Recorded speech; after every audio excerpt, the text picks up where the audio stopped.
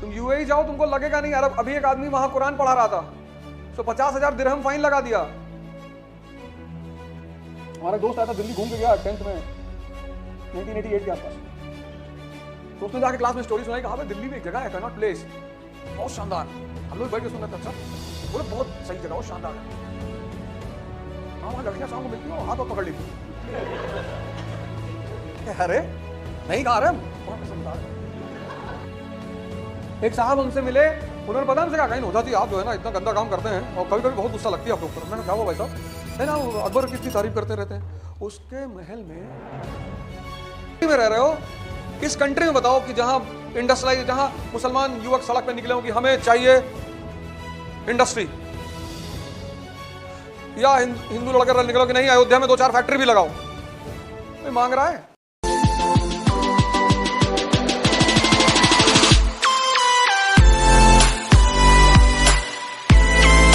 अरब countries oil है, America कहता है न्यूक्लियर बॉम्ब मत बनाना ईरान से। ईरान कहता क्यों? कहता तो humanity will be in danger. Iran कहता वो जो तुम्हारे पास है that is for the protection of humanity. अच्छा, तुम्हारे न्यूक्लियर बॉम्ब से ह्यूमैनिटी का प्रोटेक्शन होगा, रेडिएशन नहीं होगा उसमें। नहीं, सारी अरब कंट्रीज अमेरिका के कब्जे में है। जिल्ले लाई जिल्ले लाई जिल्ले लाई, कोई चेंज नहीं होने देते सब। तुम यूएई जाओ, तुमको लगेगा नहीं। अरब अभी एक आदमी वहां कुरान पढ़ा रहा था, तो 50,000 दिरहम फाइन लगा दिया। 50,000 दिरहम फाइन कुरान पढ़ाने पे। अभी इंडिया होता तो यूएई में 50,000 दिरहम। ये सब कुरान उरान किसी को नहीं पढ़ाओगे, जिसको पढ़ना होगा घर में पढ़ेगा। दुबई में तुम सड़क पे रिलीजन की बात नहीं कर सकते कि रेस्टोरेंट में बैठे हो और धर्म और ये और राम और मोहम्मद, कुछ नहीं। उठा ले आएंगे पुलिस वाले तुरंत, पहले मारेंगे फिर बोलेंगे 200 दिरहम। हालांकि ज्यादातर वो मारते नहीं। दुबई पुलिस की सबसे खास बात यूएई पुलिस की यही, वो मुस्कुराती रहती है, सलाम भी करेगी आपको आके। सबसे मजेदार बात, सलाम करेगी, अस्सलाम वालेकुम, वालेकुम अस्सलाम, 600 दिरहम बस। 600 दिरहम सुनने में बड़ा अच्छा लगता है हिंदुस्तानियों, क्योंकि हम 600 रुपया समझते हैं। और ज्यादा हुआ, 12,000 से ज्यादा हुआ। अब 12,000 रुपया ले लिए सिर्फ लेन चेंज करने की वजह से। मतलब आप अपनी लेन में गाड़ी नहीं चला रहे थे, दूसरे की लेन में चला रहे थे। 12,000 दिरहम। आपकी 2-4 पुश्तें गाड़ी नहीं चलाएंगी कि भैया हम चलाएंगे, हमको चलाना ही नहीं गाड़ी।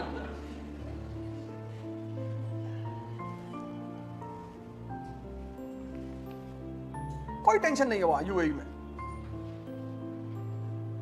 अमेरिका को पता है अगर ईरान ने न्यूक्लियर बॉम्ब बना लिया तो उसके रिसोर्स को हम लूटेंगे कैसे। नॉर्थ कोरिया के पास न्यूक्लियर बॉम्ब है, अमेरिका की हालत खराब रहती। वो उनका शासक किम जोंग, उसके न्यूज़पेपर में, नॉर्थ कोरिया के न्यूज़पेपर में डेली खबर आती कि टुमारो वी कैन डिस्ट्रॉय न्यूयॉर्क। अमेरिकन कहते हैं कि देख बदतमीजी मत करना, बैठ के बात करेंगे, और तुम्हारी मिसाइल इतनी रेंज की थोड़ी है। हाँ उसमें मेरी इतनी रेंज की नहीं, चलो हमारी मिसाइल वॉशिंगटन तक नहीं पहुंची, कोई बात नहीं, हम गुड्डू बबलू को मार देंगे।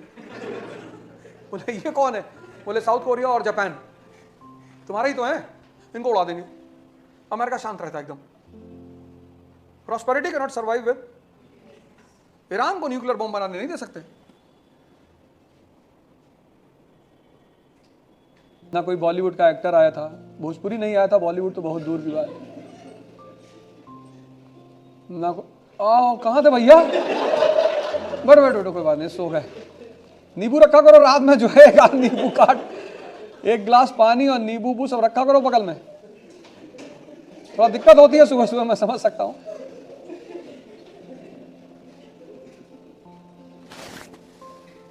और कोई बात नहीं सब।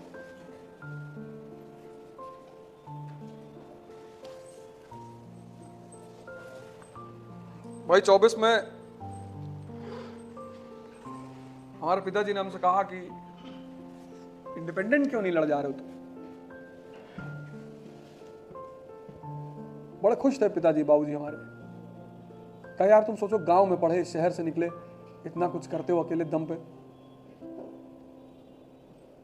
एजुकेशन की ही तो पावर है।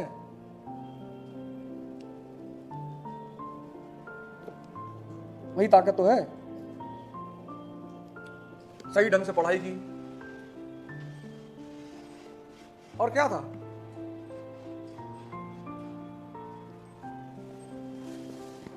दिल्ली आए, कोई जानता ही नहीं था। हमारे दोस्त हमारे साथ आए थे, ज्ञानेंद्र महन, अभी इलाहाबाद हाई कोर्ट में प्रैक्टिस करते, दूसरे दिन भाग गए वो, हम नहीं रहेंगे। हमने कहा हम तो यहीं रहेंगे, हमारे ग्रुप के लोग यहीं रहते हैं, बेईमानों की राजधानी है, तुम जाओ। दूसरे दिन को मगध पे बैठा दिए, चले गए। मगध एक्सप्रेस चलती है ना,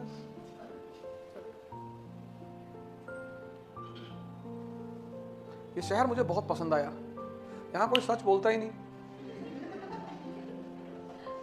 मैंने कहा मेरा शहर है। अब देखते हैं हमसे ज्यादा झूठ कौन बोलता है। इसलिए दिल्ली में सिलेक्शन की संभावना बहुत ज्यादा है। यहां तुम्हें जिंदगी के वो पहलू दिखाई पड़ेंगे। पहले जिस दिन देखो किराए का दिन होता है, उस दिन मकान मालिक कितने प्यार से बोलता है, और लाइट वाइट जल रही जी, हाँ जल तो रही है बाबूजी। कितनी बड़ी सीख देता है वो तुमको कि फालतू का रिश्ता क्यों बनाते हो किसी से। वो बुरा आदमी नहीं है, वो भी तुम्हारा गुरु है। वो भी तुम्हारा गुरु है, तुम्हारा मकान मालिक है ना, वो भी तुम्हारा गुरु है। कि फालतू की रिश्तेदारी मत करो। तुम्हें लगता होगा कि वो बहुत खराब आदमी है, वो तुम्हारा गुरु है। अगर तुम अपने नेटिव प्लेस में रहते, तैयारी करते, और बाहर जाते चाय पत्ती लेने, 4 घंटा बाहर ही खड़े रह जाते। बबलू मिल गए, डबलू मिल गए, रवि मिल गए, सब खड़े हैं वहीं पे। जल है बोले, देश में बड़ी डाउरी में दे दिया। तुम सोचो अपने इलाके में होते और तुमको सारे दोस्त अगर बगल वाले मिल जाते, तुम अभी कितना गरिया होते कि भाई बम्बई डाउरी में दे दी, अंग्रेज दे दिए। अभी तुम कमरे में जाओ, कोई तुम्हारा नहीं है, मनन करोगे, जो तुम्हारे अगल बगल के दोस्त तैयारी कर रहे हैं उनसे बहस करोगे, और चर्चा होगी उस पर। किसी को भी लालच देना पड़ता है ना। जैसे ईस्ट की तरफ आने के लिए, ईस्ट की प्रॉस्पेरिटी, एक तुम्हें पता होगा शायद, एक यात्री था इटालियन, मार्को पोलो, वेनिस का था। तो वो आया जब ईस्ट ट्रैवल करने के लिए, तो पूरा India, south east Asia, Indo China सब। तो जब वो यहां से लौट के घर आया, तो जब उसने यहां की प्रॉस्पेरिटी बताई, यूरोपियंस तो डिस्टर्ब हो गए। उसने कहा वहां ईस्ट में लोग सोने का जूता पहनते हैं। अरे बोले नहीं, हाँ बोले वैली ऑफ डायमंड्स घाटी है, उसमें हीरो की घाटी है वो। जैसे आज हम सपना सुनते हैं कहां का, अमेरिका का, कि अमेरिका में लॉस वेगास एक जगह है, लॉस एंजलिस, ऐसा होता है वैसा होता है। अच्छा भैया, हम पहली बार दिल्ली ऐसे ही तो आए। हमारा एक दोस्त आया था, दिल्ली घूम के गया 10th में 1988 के आसपास। तो उसने जाके क्लास में स्टोरी सुनाई, कहा दिल्ली में एक जगह है कनॉट प्लेस, बहुत शानदार। हम लोग बैठ के सुन रहे थे। अच्छा, बोले बहुत सही जगह, बहुत शानदार जगह। कहा वहां लड़कियां शाम को मिलती हो, हाथ पकड़ लेती। अरे नहीं कहा रहे, वहां कसम बता रहे। हम लोग को लगा कि अच्छा ऐसा है। तो वो भैया दिल्ली चलो, बताया कि वहां पीएमटी की कोचिंग और सेमिनार और ये और बहुत। माता जी तो हमारी समझ गई कि तुम कब से पढ़ने लगे। तो पिताजी ने कहा नहीं सेमिनार तुम जाओ, सेमिनार करो, और कायदे से 2-3 बार सेमिनार करना। नहीं बोले जाओ। आए दिल्ली, सीपी गए, 2-3 दिन घूमे, हाथ झटके कोई पकड़े ही ना। ऐसे ही तो कहानियां उड़ाई जाती है गांव में, तो ऐसे ही सब कहानी सुनाते हैं ना। फिर हम भी वापस चले गए। उसने पूछा हमसे क्या हुआ, हमने कहा तुम झूठ बोलते हो। बोला क्या हुआ, तुम मुस्कुराया हो। हमने कहा तुम तो कह रहे थे हाथ पकड़ते, तो आके लिपट ही गई एकदम से कि और अवध कैसे हो। वो भी हंसा कस के, फिर हम भी हंसे, फिर दोनों ने कोई बात नहीं, इसी बहाने चलो। तो किसी, ये तो एक आम तरीका है ना कि डॉक्टर बन जाओगे। बच्चों को ऐसी तो कहानियां सुनाई जाती हैं कि बेटा अगर डॉक्टर बन जाओगे तो ऐसा होगा, एक बहुत गोरी राजकुमारी से तुम्हारी शादी होगी। नर्सरी से ही पढ़ना शुरू कर देता है कि चलो भैया। सपने इसी को तो कहते हैं ना, दिखाना। नहीं तो फिर कहां से लोग हिम्मत लेकर आएंगे। हिम्मत पैदा करनी है ना, तो कोई बड़ी चीज, जैसे अब हिंदू स्वर्ग है, मुसलमान जन्नत है, क्रिश्चियन हेवन है, तो ऐसा क्यों है कि इनमें स्त्रियां हैं और शराब है? तीनों में एक चीज कॉमन है। तो भाई ये मेल लड़ाई और लड़ते थे, अब इनको मरना होता था, तो जब किसी की जान लेनी है तो इसको बड़ा कॉस्ट दो, तब तो मरेगा वो। अब हिंदू सोल्जर का लड़ रहा हो, तुमने कहा जन्नत में अप्सराएं, खड़ा हो गया कि ले भोंक दे तलवार, मार डाल। अब तुमने कहानी बनाई कि स्वर्ग में जो है कल्प वृक्ष है, उसके नीचे बैठोगे, जितनी औरतें चाहोगे सब आ जाएंगे, है भैया। शराब की नदियां बह रही हैं, उसी सपने में खुद ही को चाकू मार लिया कि अगर यही है शराब की नदियां हैं, अप्सराएं हैं, तो नीचे भाई नीचे पत्नी टॉर्चर कर रही है। एक आदमी 10 साल बाद जेल से छूटा, घर आया, उसकी पत्नी दरवाजे पे खड़ी थी। उसने कहा तुम छूटे तो 4 बजे, रात के 9 बज रहे हैं, पहले 5 घंटा कहां थे? वो वापस जेल चला गया। कहा सरकार यहीं रख लो, यहीं ज्यादा ठीक है, घर ना जाएंगे। मुसलमान देखो, जन्नत, हूरें, शराब, कितनी मस्ती से लड़ते थे मुसलमान कि यहां भी फायदा वहां भी फायदा। अगर ये सब कहानियां नहीं बनाई जाती तो कैसा होता? कोई लड़ने जाता? अब तुम अगर मुसलमान सिपाही से कहते कि हम सिल्क रूट के लिए लड़ रहे हैं, वो कहता रास्ते के लिए मर जाए। मतलब इतनी हमारी जिंदगी खाली है। तो किसी की जान लेने के लिए उसको एक बड़ा कॉस्ट देना पड़ता है, बड़ी गारंटी कि ऐसा होगा। अब आदमी रात में सोचता है, और उसमें से हल्का सा अगर दे दिया तो ये तो तरीके हैं ना। जब आदमी बच्चा होता है उसको कितना बड़ा कि कॉलेज में ऐसा होता, कॉलेज में ऐसा, तो बड़े होने पर जिंदगी अपनी तरह से जीनी होती है। देखो हो तो गए तुम लोग बड़े,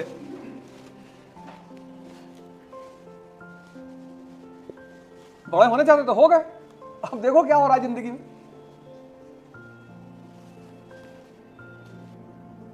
एक साहब हमसे मिले, उन्होंने पता हमसे कहा कहीं होता थी आप जो है ना इतना गंदा काम करते हैं और कभी कभी बहुत गुस्सा लगती है आपके ऊपर। हमने कहा क्या हुआ भाई साहब?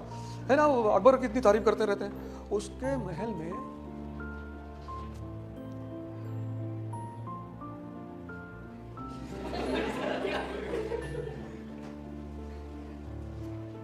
पॉज मैंने इसलिए कि बात की गंभीरता को समझो तुम।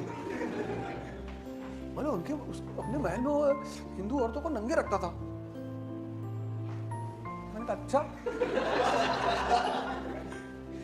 तुम यार इमेजिन करो, ये सब मनमोहन सिंह ऐसे ही थे, सब देख रहे थे, सब राजपूत लड़ने वाले लोग थे। मतलब क्या कह रहे हो तुम्हारे हिंदू?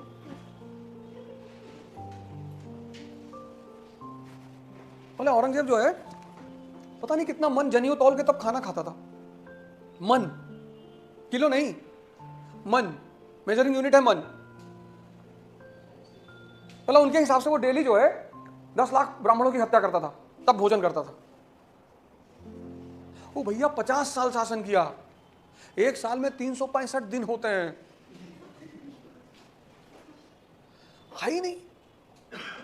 ऐसा नहीं कि यहां चला आया है, यहां भी नहीं है, तो 2-3 फाइट मार दे तो सड़क के ऊपर आ जाए, हाई गायब है। वही हाल मुसलमानों का, एकदम सेम पानी पी के बड़े हुए ना, कुछ अंतर थोड़ी है।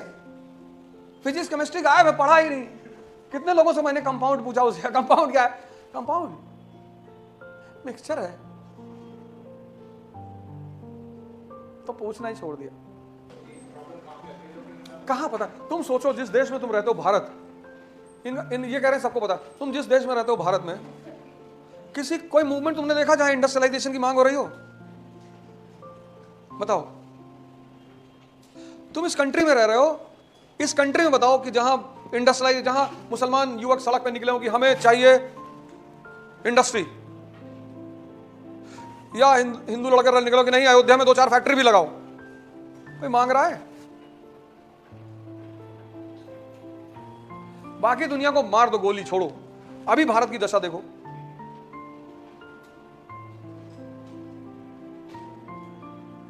%80 लिटरेसी रेट है इंडिया की इस वक्त। क्या फायदा उस लिटरेसी रेट का? कोई फायदा है लिटरेसी रेट का? जब चैनल खोलो एक वीडियो चल रहा है, हमने प्राचीन काल में ये किया, चंद्रमा पकड़ लाए। मैं फालतू की बातें कर रहा हूं। अभी देखो अभी क्या चल रहा है ना, पुरानी बातें। हाँ बिल्कुल हमारी पुरानी अचीवमेंटें बहुत अच्छी अच्छी हैं, पर अभी तुम भारत के प्रमुख, अभी तो इलेक्शन आएगा, अभी तो इलेक्शन आ नहीं रहा है, इलेक्शन आएगा फिर चैनल खोलना, फिर बहस चलेगा। कोई कहेगा अच्छा बताइए बाबर आक्रांता है कि नहीं है, अच्छा बाबर के बारे में बताइए। अरे कब तक बाबर की पूंछ पकड़ के घूमोगे है? कब तक बाबर पे डिस्कशन करोगे? वो बेचारा कब्र में चौंक जाता होगा कि फिर बाबर। कहते हैं ना किसी को बार बार नाम लो तो उसको हिचकी आती है। औरंगजेब तो बैठा ही होगा 2014 से, वो बेचारा बैठा ही होगा कि लेटने कौन जरूरत है जब बार बार कोई नाम ही ले रहा है। जिन्हें पता वो 1% है, उनको पब्लिक बाकी। जाओ तुम कोशिश करो, आज पार्लियामेंट के सामने एक बैनर बनाओ और जाग खड़ो कि हमें चाहिए उद्योग और शिक्षा। देखो कितने लोग आते हैं तुम्हारे पीछे।